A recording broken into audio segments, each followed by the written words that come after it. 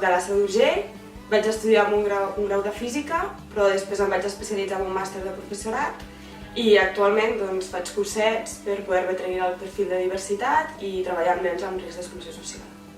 En el meu cas em dic Lídia, soc de Castellciutat i vaig estudiar educació primària en anglès. I seguint una mica el que tu anaves dient, vaig fer la menció d'educació especial.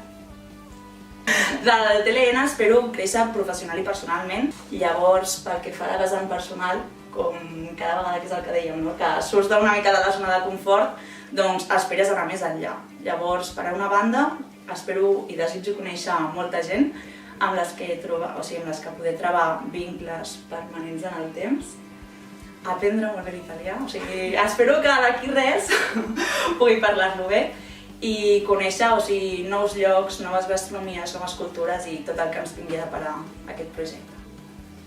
Bueno, estic bastant d'acord amb tot el que ha dit la Lídia.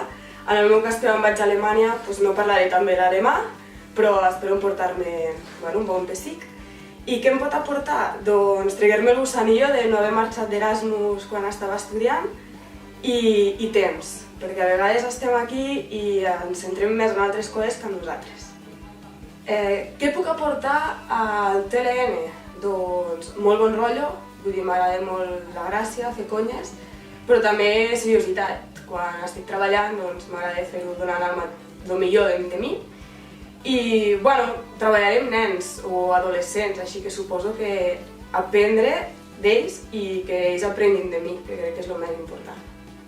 El que considero que potser jo com a nena petita puc aportar en aquest projecte vindria a ser una experiència completament diferent a la resta de professionals amb els que em trobaré al meu lloc de pràctiques.